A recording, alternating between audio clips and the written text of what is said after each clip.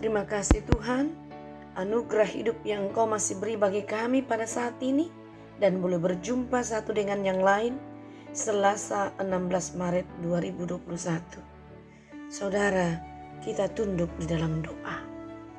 Terpuji namamu Tuhan, terima kasih.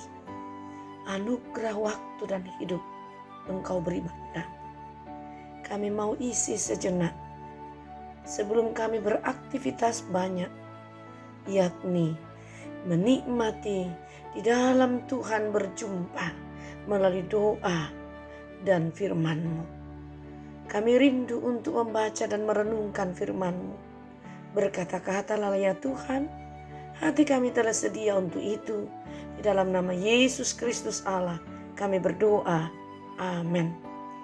Saudara, firman Tuhan hari ini Bilangan pasal 20 ayat 1 sampai ayatnya yang ke-13. Firman Tuhan demikian. Kemudian sampailah orang Israel, yakni segenap umat itu, ke padang gurun Sin dalam bulan pertama. Lalu tinggallah bangsa itu di Kades. Matilah Miriam di situ dan dikuburkan di situ. Dosa Musa dan Harun. Pada suatu kali ketika tidak ada air bagi umat itu, berkumpullah mereka mengerumuni Musa dan Harun. Dan bertengkarlah bangsa itu dengan Musa, katanya, sekiranya kami mati binasa pada waktu saudara-saudara kami mati binasa di hadapan Tuhan, mengapa kamu membawa jemaah Tuhan ke padang gurun ini, supaya kami dan ternak kami mati di situ? Mengapa kamu memimpin kami keluar dari Mesir untuk membawa kami ke tempat celaka ini, yang bukan tempat menabur, tanpa pohon ara, anggur dan delima, bahkan air minum pun tidak ada? Maka pergilah Musa dan Harun dari umat itu ke pintu kemah pertemuan, lalu sujud. Kemudian tampaklah kemuliaan Tuhan kepada mereka. Tuhan berfirman kepada Musa, ambillah tongkatmu itu dan engkau dan Harun kakakmu harus menyuruh umat itu berkumpul. Katakanlah di depan mata mereka, kepada bukit batu itu sudah diberi airnya. Demikianlah engkau mengeluarkan air dari bukit batu itu bagi mereka dan memberi minum umat itu serta ternaknya. Lalu Musa mengambil tongkat itu dari hadapan Tuhan, seperti diperintahkannya kepadanya. Ketika Musa dan Harun telah mengumpulkan jemaah itu di depan bukit batu itu, berkatalah ia kepada mereka, dengarlah kepadaku, hai orang-orang durhaka. Apakah kami harus mengeluarkan air bagimu dari bukit batu ini? Sesudah itu Musa mengangkat tangannya, lalu memukul bukit batu itu dengan tongkatnya 2 kali. Maka keluarlah banyak air, sehingga umat itu dan ternak mereka dapat minum. Tetapi Tuhan berfirman kepada Musa dan Harun, kenapa kamu tidak percaya kepada aku dan tidak menghormati kekudusanku di depan mata orang Israel? Itulah sebabnya kamu tidak akan membawa jemaah ini masuk ke negeri yang akan kuberikan kepadamu.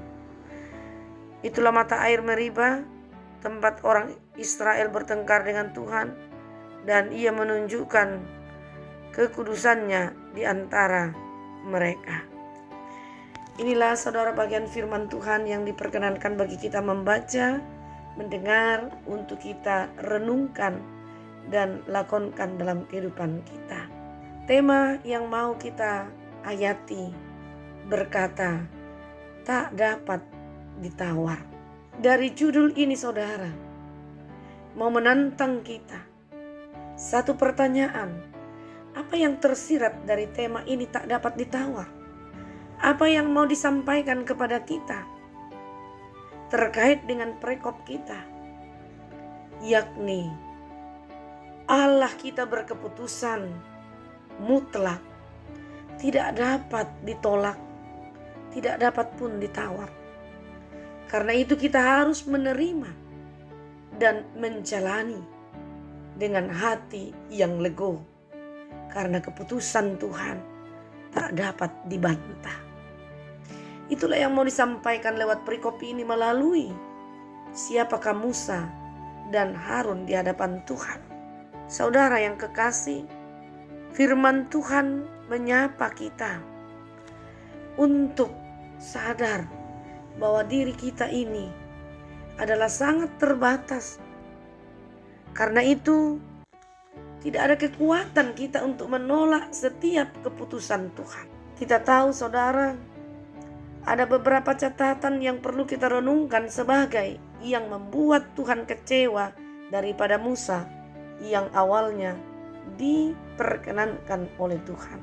Artinya ada waktu di mana Musa melakukan pelanggaran terhadap Tuhan. Memang saudara, tidak ada seorang pun yang sempurna di dunia ini.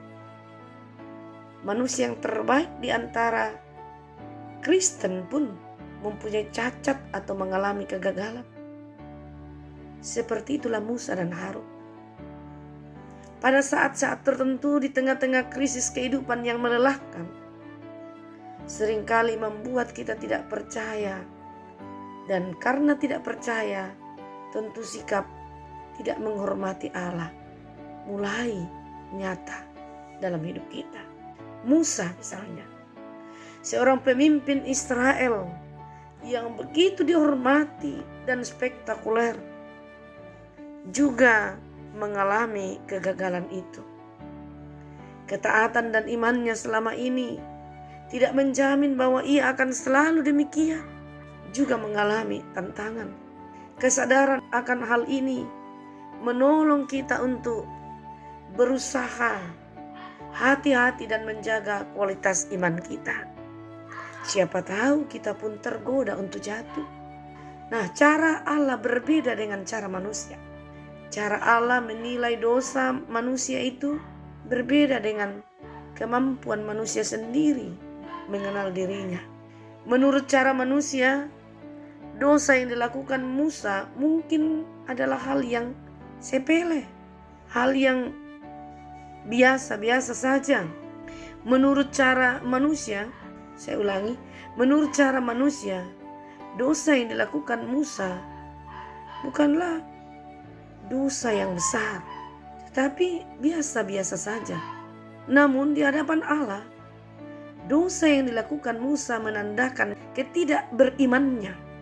Mengapa ini mesti terjadi? Kita buktikan saudara. Dari cara dia berbicara kepada umat Israel yang tidak diperkenankan oleh Tuhan. Ia mengatakan kepada mereka dengan gelar, "Hai kamu orang durhaka." Padahal saat itu Tuhan sedang tidak marah. Tuhan hanya menyuruh dia memanggil atau mengumpulkan bangsa Israel, supaya melalui perkumpulan itu mereka mengalami tindakan Tuhan yang luar biasa, yang akan menyadarkan umat ini bahwa Tuhan hadir pada kehidupan mereka. Tuhan mendengar keluhan mereka. Tuhan tahu apa yang mereka rindukan.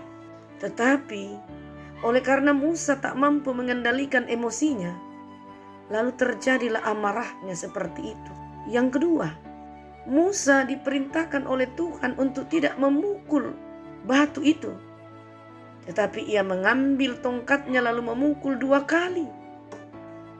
Berarti Musa tidak sepenuhnya percaya kepada perintah Tuhan. Keraguan-raguan itulah yang membuat dia melanggar.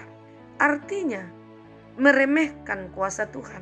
Nah, begitu pula dengan tindakan yang berikutnya, di mana Musa tidak diperkenankan oleh Tuhan untuk bertindak lebih luas dengan mengatakan, "Apakah kami akan memberi kamu minum dan air dari gunung ini, dari batu ini?" Itu berarti kata kami di sini menggeser posisi Tuhan bagi Musa dan Harun yang didengarkan oleh umat Tuhan. Allah kecewa dengan hal itu. Karena itu Allah menghukum Musa bahwa engkau tidak berhak untuk masuk atau tidak kuizinkan masuk ke negeri perjanjian membawa bangsa ini. Itulah cara pandang manusia dengan Tuhan itu berbeda. Manusia inilah yang perlu kita renungkan, bahwa tidak ada yang lebih penting atau tidak ada yang lebih kecil manusia di hadapan Tuhan. Semua sama, yakni tidak mampu apa-apa ketika Tuhan jauh dan Tuhan tidak berkenan. Yang pantas memberi nilai hanyalah Tuhan. Karena itu, sekalipun Tuhan memberikan kesempatan bagi kita atau bagi orang-orang tertentu untuk menyatakan suatu tanggung jawab, sekali lagi bukan menggeser posisi Tuhan. Tetap ada kontrol diri, tetap ada pengendalian hati, supaya tinggi hati itu jauh dari kehidupan setiap orang percaya. Tidak ada kesombongan dan pelecehan, tetap memelihara kerendahan hati. Karena dengan memelihara kerendahan hati atau kesadaran akan diri kita, maka posisi Tuhan tetap pada tempatnya dalam kehidupan kita. Dalam situasi apapun, kita tetap sadar bahwa Tuhan yang melebihi hidupku. Dan karena itu, orang lain pun punya arti bagi saya dan saya bagi dia, dan kami semua untuk Tuhan. Kita adalah ciptaan Allah, yang tentu Allah punya maksud bagi kehidupan kita. Sekali lagi saudara, semua tidak ada yang tanpa cacat. Karena itu, ketika Allah menyatakan sebuah keputusan atau kehendak, tidak ada di antara kita yang dapat menawarnya. Terpujilah Tuhan. Amin. Mari kita bersyukur dalam doa. Terima kasih Allah, kami telah merenungkan firman-Mu. Biarlah ini menjadi kekuatan kehidupan kami dalam menuntun kami meneruskan interaksi hidup. Kami berdoa untuk rencana kami hari ini, pekerjaan, usaha, dan semuanya kami bawa di dalam nama-Mu, kehendak-Mu yang jadi, yang pasti baik. Kami berdoa untuk seluruh keluarga kami, orang tua, sanak saudara, anak-anak, suami, istri, semuanya Tuhan. Engkau yang berperkara bagi mereka, supaya hidup mereka senantiasa terjamin, kami boleh tenang. Kami berdoa ya Tuhan, untuk mereka yang bergumul di dalam sakit penyakit, ada yang dalam kondisi perlu sangat diperhatikan, ada juga yang istirahat di rumah, bahkan juga dirawat di rumah sakit, di tempat-tempat khusus. Tuhan, dengarkan jeritan kami semua. Tidak ada yang sia-sia jeritan itu. Tuhan memberikan kelegaan dan kesembuhan bagi mereka. Kami berdoa untuk mereka yang berduka cita. Kuatkan dan teguhkan hati mereka. Hamba-Mu, Bapak Pendeta Samuel Tangke, Engkau hiburkan Tuhan di mana kehilangan orang tua tercinta. Biarlah mereka tetap melihat kasih sayang Tuhan di balik duka ini. Dan masih banyak keluarga jemaat-Mu yang lain yang juga berduka cita. Hiburkanlah semua. Kami berdoa ya Tuhan, untuk mereka yang berbahagia hari ini, karena hari ulang tahun pernikahannya. Engkau lengkapi sukacita itu. Engkau berkati mereka, dan mereka tetap semangat di dalam hidupnya dan bersyukur kepadamu ketika berkat-berkat-Mu datang bagi kehidupan mereka. Kami berdoa ya Tuhan, untuk pemerintah dan bangsa kami. Engkau berperkara bagi mereka di dalam melakukan kepemimpinan. Tuhanlah yang berkehendak nama-Mu diagungkan. Kami berdoa ya Tuhan, untuk seluruh hidup kami hari ini, kami bawa ke dalam tangan-Mu, Tuhan yang berperkara. Kami percaya umat-Mu Engkau pantau dan Engkau jamin. Kami percaya Tuhan begitu mengasihi kami dan senantiasa melindungi kami. Di dalam nama Tuhan Yesus kami mohon ampun. Amin.